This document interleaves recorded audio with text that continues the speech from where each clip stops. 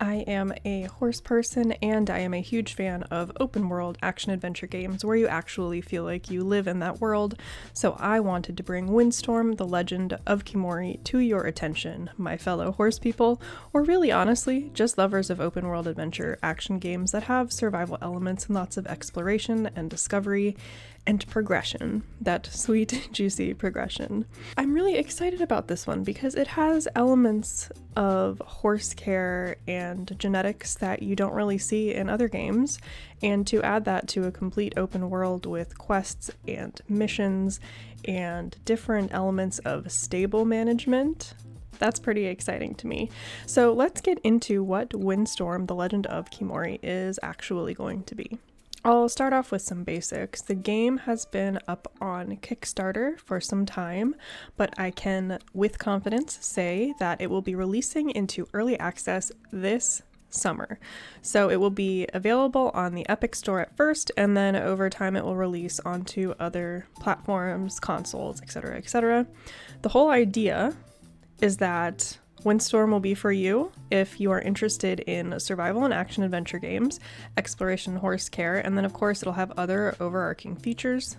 And some of these include surviving in a large, vivid open world, if you're a fan of survival, resource gathering and item management, crafting, stats and values like health and stamina, environmental hazards, trading and economy, hunting and archery, wildlife, upgrading buildings and nomad camps, and then stretch goals would be cooking and falconry. Falconry sounds really cool. And then over on the exploration and horse care front, you'll be exploring a large, vivid open world, discovering 13th century Mongolia, breeding, including foals, of course, multiple horse breeds and stats, horse training, horse care, bonding and trust system, wild herds and horse taming, stable management, horse and character customization as a stretch goal. I really hope that they reach that. I haven't checked yet to see what all the Kickstarter looks like. And then Mongolian horse racing, which also seems pretty cool as a feature.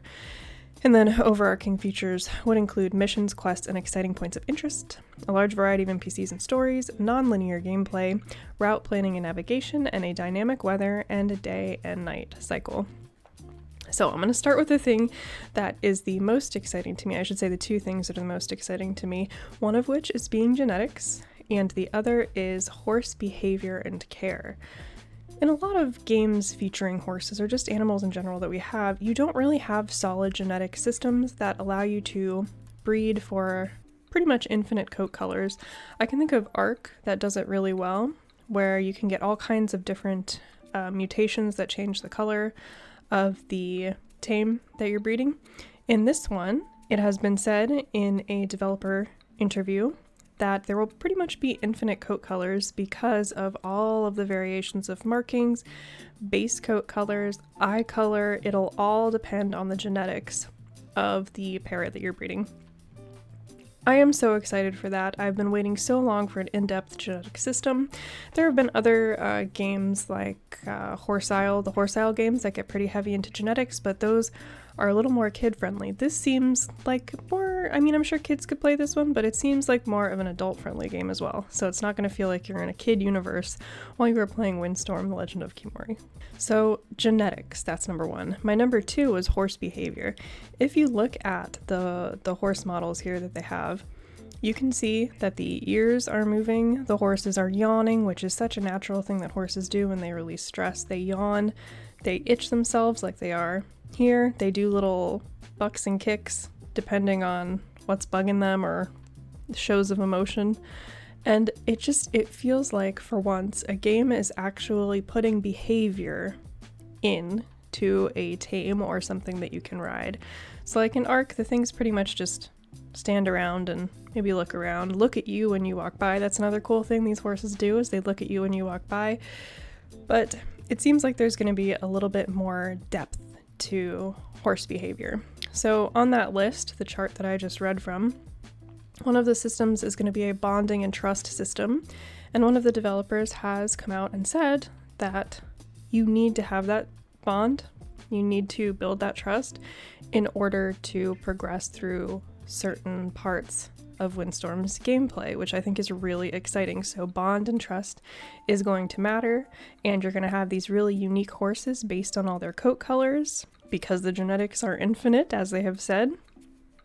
And I think it's going to make for a really fun gameplay experience involving horses and action and exploration and survival and resource collection quests. I think it's going to be a really good time, and I'm so excited that it will be out in early access this summer. I'm actually going to re-download the Epic Game Store just so that I can get this one.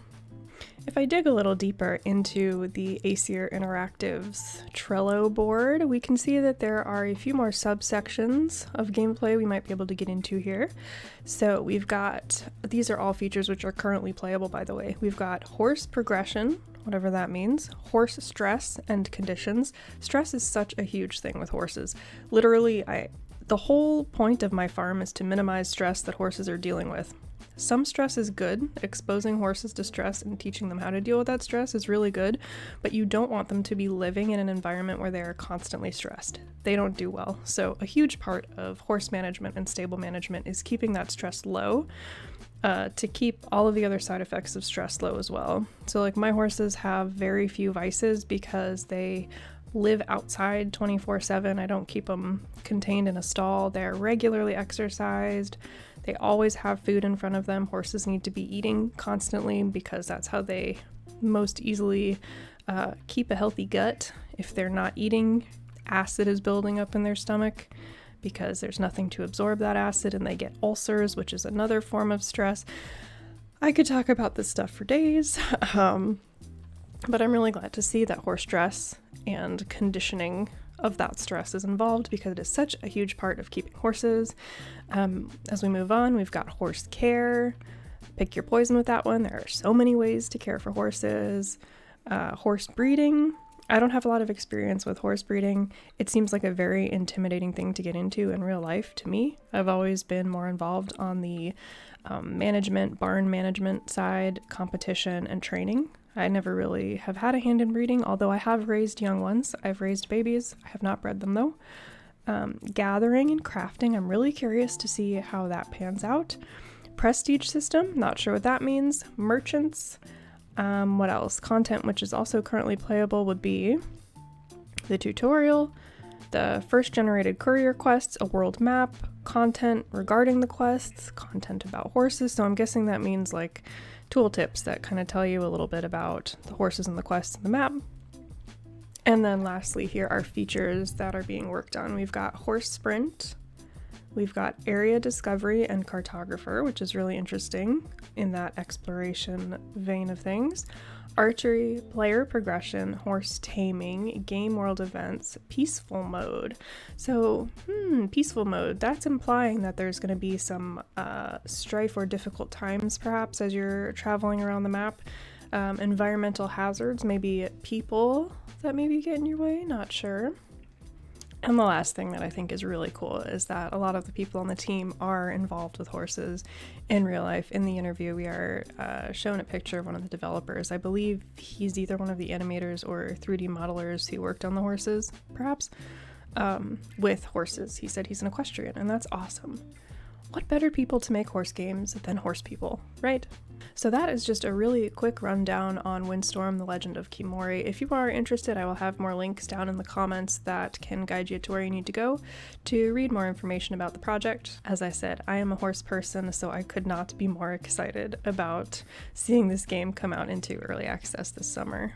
If you are a horse person, let me know what you think of this project in the comments down below. If you're not a horse person, let me know what you think of it regardless.